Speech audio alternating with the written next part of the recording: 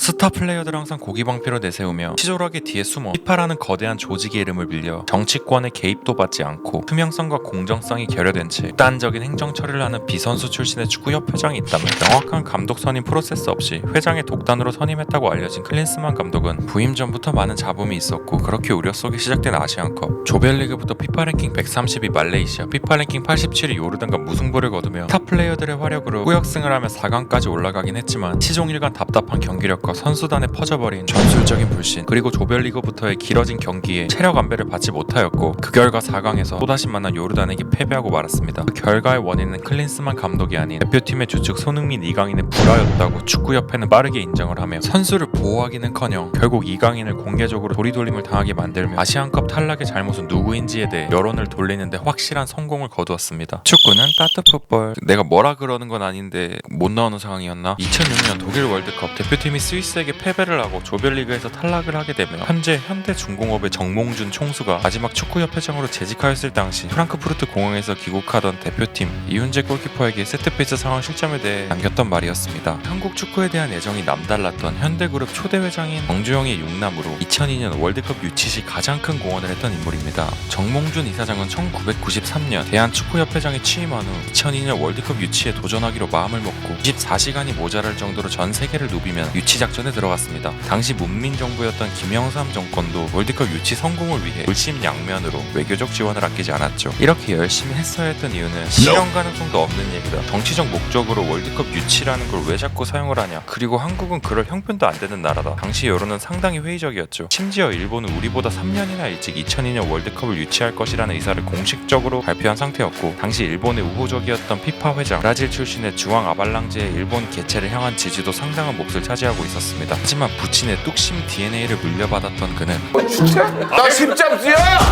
이번 몽준 해보긴 했어. 시련은 있어도 실패는 없습니다. 아마 귀가 닳도록 멀미가 날 정도로 들어왔던 부친의 불도저 정신과 DNA를 물려받은 그는 결국 월드컵 개최지 투표권을 가진 FIFA 집행위원회에 도전을 했고, 결국 정몽준 이사장은 94년 5월 FIFA 부회장에 당선이 되며 전 세계 국가의 투표권을 가진 집행위원들을 별도로 만나 설득을 하기 시작했습니다. 그럼 들어보이소. 아니, 일본은 월드컵 본선에 한 번도 진출한 적도 없는 나라인데 그 실력으로 월드컵 개최하는 게 말이 됩니까? 이거 흥행도 안 됩니다. 이러면 우리 대한민국 4번이나 월드컵 본선 나갔다. To choose a interim president who can take care of the business. 역시 정주영 회장 자녀 중 유일한 서울대 경제학과를 졸업한 명석한 두뇌를 가진 정몽준 이사장의 빅픽처가 먹혀들었는지 아발랑제와 펠레, 그리고 그 라이벌 아르헨티나의 영원한 축구 영웅 마라도나가 갑자기 한국 월드컵 개최를 지지하며, 그 후 우루과이 및 일본을 지지하던 칠레를 싫어하는 페루와 볼리비아까지 한국을 지지하기 시작하며 남미 대륙 집행위원들의 굳건했던 표심이 점차 균열이 생기기 시작했습니다. 이에 그치지 않고 정몽준 이사장은 당시 유럽 축구 연맹 회장이었던 레나르트 요한슨을 설득했고, 비교적 한국의 우호적인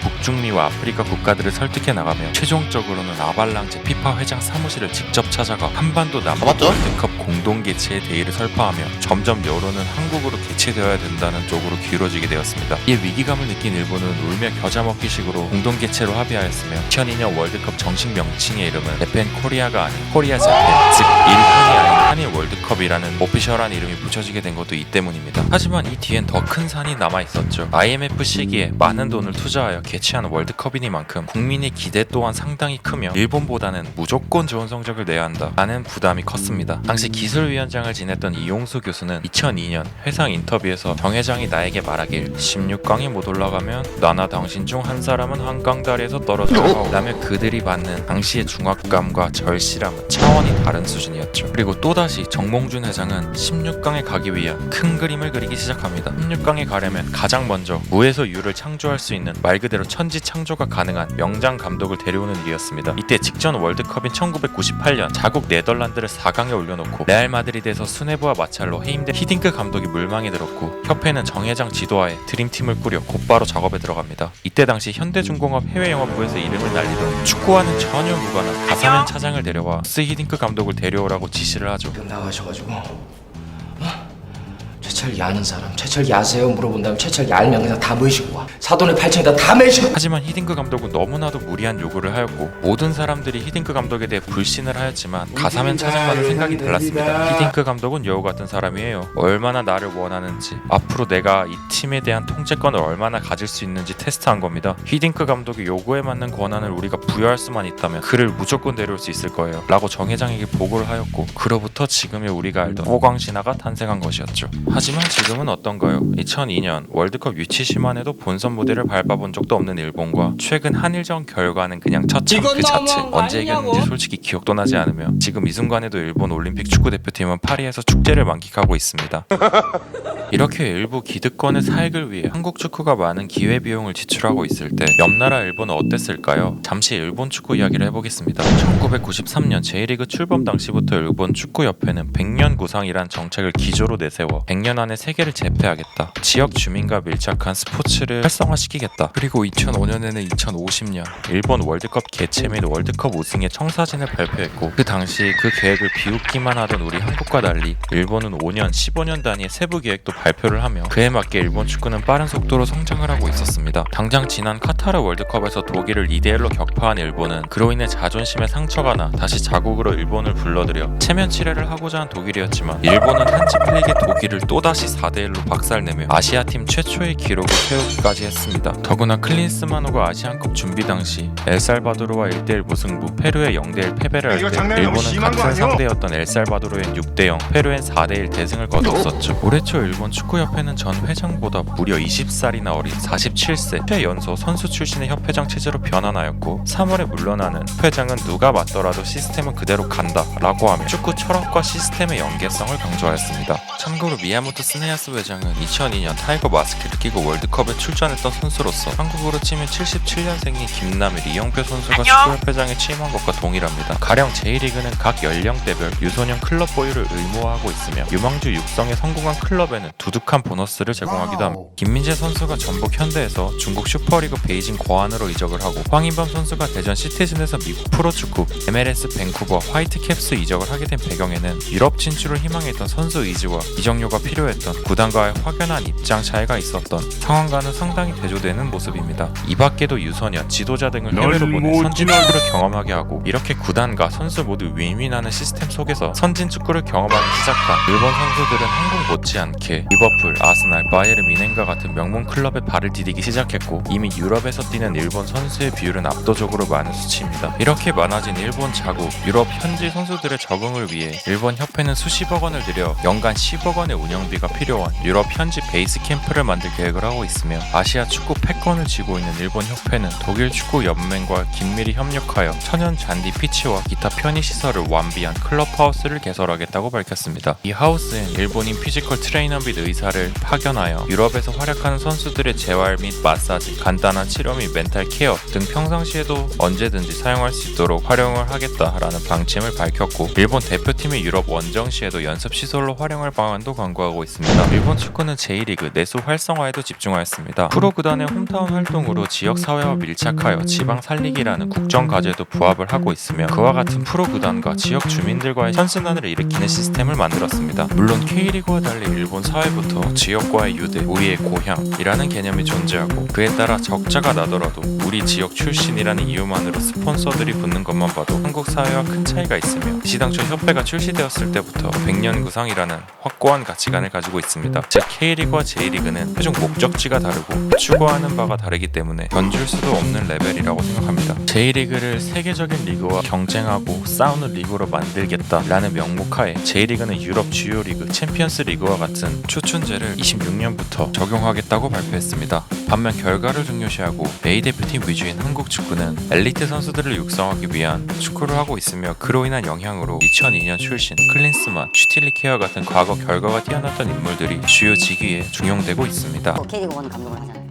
근데 저희 같은 경우에는 경력이 좀 많이 딸리고 좀 인지도가 낮은 사람들은 밑바닥부터 시작하는 거죠. 쉽게 얘기하면 저한테는 패자부 할 점이 없는 거죠. 과정을 중요시 여기는 J리그는 앞서 말씀드린 백년구상, 당신의 마을에도 푸른 잔디가 덮인 스포츠 시설이 있고 모두가 함께 즐길 수 있다 라는 슬로건 하에 엘리트와 아마추어의 경계가 모호해지고 현재에도 그러한 생태계를 조성하기 위해 협회는 1993년부터 현재까지도 계속해서 노력하고 있습니다. 여담으로 이러한 결과 중심적인 시스템 속에서 손흥민, 김민재와 같은 결과를 내고 매듭을 지어줄 수 있는 괴물 같은 월드 클래스 선수들이 등장했을 수도 있고, 그에 비해 과정 중심적인 일본은 이타적이고 연계를 중요시하는 우수한 미드필더들이 많으며 해결사 역할을 하거나 결정적인 수비를 해내는 선수가 다소 약하다는 의견도 있습니다. 이렇게 장기적인 관점에서 리그 운영을 활성화시킨 결과 20개의 팀이 속해 있는 J리그2 역시 평균 6에서 7천 명의 관중이 입장을 하고, 3부 리그도 20개의 팀이 리그 경기를 진행을 하며, 이는 일본 축구협회 철학에 따라 어느 지역에나 당신의 응원하는 애착의 팀이 있음을 보여주죠. 일부 리그 기준 최근 13년간의 데이터를 봤을 때 연간 약 530만 명의 관중이 입장을 하였고, 경기당 입장자 수는 약 16,000명 수준이었습니다. K리그 1과 약 3배 정도의 차이가 난 수치이죠. 리그 가치가 높아지니 J리그는 스포츠 미디어의 대표 스트리밍 업체인 DAJN과 2017년 10년의 중계 권료를 2조 원에 판매하는 거래를 성사시켰고, 그 거래를 2028년까지 연장하며 약 2조 2천억 원에 달하는 수익을 발생시켰습니다. 이렇게 리그에 돈이 많아지니 이니에스타, 토레스와 같은 슈퍼스타들을 영입할 수 있게 되며 더욱더 많은 관중과 중계권 수익을 발생시키고, 수준 높은 지도자와 선수들을 경험할 수 있는 자국 리그 선수들이 많아지면서 자국 리그에서도 충분히 높은 수준의 경기를 할 수 있는 레벨이 되어가고 있습니다. 더군다나 K리그에서는 승부 조작 파문이 있었던 이듬해인 2012년에는 약 40% 이상의 관중이 감소되었는데, 여기서부터 문제가 시작됩니다. 저도 모르죠. 위원회 안에 있는데도 저도 모르겠어요. 최근 공개석상에서 한국 축구의 레전드 이영표, 박지성 선수는 한국 축구 국가대표 사령탑 선임 절차에 대해 협회를 향한 날선 비판을 하였습니다. 회장님이 스스로 선택을 하셔야 될 상황이라는 것만은 분명한 사실입니다. 그러니까 저를 포함해서 당분간 축구인들은 흥정을 하면 안 되고 말 그대로 사라져야 된다.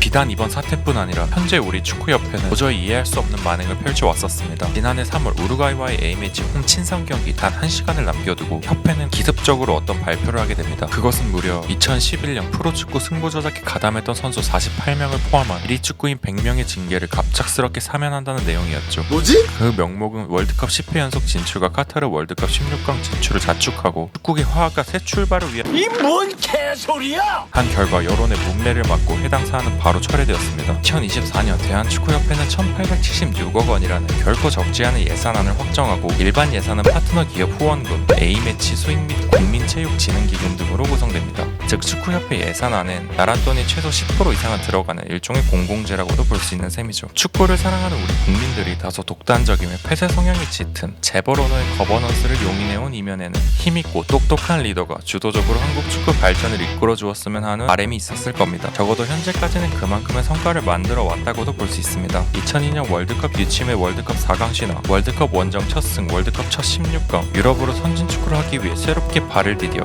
성공한 선수들이 많았기 때문이죠. 이렇게 정몽준 회장 태세에선 우리들이 기대한 거버넌스에 대한 보상을 충분히 받을 수 있었다고 생각합니다. 또 다른 예시로 정몽규 회장의 사촌뻘인 현대자동차의 총수 겸 양궁협회장에 재직 중인 그가 양궁협회를 어떻게 운영하는지 보면 잘 알 수 있습니다. 양궁 5개 전 종목 석권을 이룬 한국 대표팀 정희선 회장은 외신과의 인터뷰에서 그 비결을 스스로를 10점 만점에 8점이 아닌 오로지 선수들의 공으로 돌렸으며, 축구보다 현저하게 작은 관심과 많지 않은 스폰서임에도 결코 돈이 없다라는 비겁한 변명을 한 번도 하지 않고, 부족하면 개인 사비를 털어서라도 선수들을 지원하는 등의 양궁인으로서 진정으로 사랑하는 양궁을 위해 할 수 있는 최대한의 재벌 리더로서의 면모를 보여주었습니다. 2020년 도쿄올림픽 당시 페미니스트 논란으로 인해 정신적으로 많이 힘들어했던 안산 선수를 위해 직접 정희성 회장은 안산 선수를 찾아 신경 쓰지 말고 경기에 집중해달라며 격려를 하였습니다. 그 결과 안산 선수는 3관왕을 차지하였고, 특히 여자 개인전 결승에서 안산 선수는 금메달을 차지하고 정희선 회장의 목에 메달을 걸어주며 정신적 지지에 대한 고마움을 표시했습니다. 하지만 사실 정희선 회장은 대표팀 선수들을 위해서라면 변태처럼 치밀하게 준비를 해왔습니다. 2020년 도쿄올림픽도 그렇게 준비를 하였듯 이번 파리올림픽도 저번 올림픽이 끝나자마자 4년의 체계적이고 치밀한 플랜으로 만들어낸 올림픽이죠. 과정에는 경기장, 기후 분석 및 최적의 숙소를 선점하기 위함도 있을 것이며, 심지어 전 국가대표 선수촌에서 은퇴한 영양사를 고용하면서 직접 대표팀 선수와 같은 식단으로 밥을 먹기도 하는 등 말 그대로 광기를 보여줬습니다. 그리고 실제 경기장을 분석한 결과를 토대로 똑같은 강바람을 찾아 연습을 하였고, 선수촌에서도 실제 경기장과 똑같은 무대를 설치하고 부족하면 로봇까지 데려와 스파링을 시키는 등 치러도 메달을 딸 수밖에 없는 시스템을 만들었습니다. 또한 실제 경기장과 불과 10km밖에 떨어지지 않은 비슷한 기회의 명문 스포츠 클럽인 스타드 프랑스 파히 경기장을 통으로 대관하여 대표팀이 파리 도착 시부터 올림픽 개막전 경기까지 어떻게 훈련을 하면 최적화가 될지, 그리고 정의선 회장님의 성견지명인지 모르겠습니다만 현대와 BBC가 협업하여 만든 유튜브 영상 속엔 정밀함의 예술, 그 뒤엔 항상 현대자동차가 있었다 라는 메시지와 함께 콜라보 월클라인 영상이 업로드되고, 그 후엔 양궁 전 종목 석권을 하며 2주 만에 1000만 조회수를 뚫어버리는 등 말 그대로 대한민국을 먹여 살리는 회사는 일을 어떻게 하는지, 거버넌스의 퀄리티란 무엇인지에 대해 여실히 보여주는 정의선 회장님의 행정력이었던 것 같습니다. 영상이 마음에 드셨다면 좋아요와 구독 한 번씩만 눌러주세요.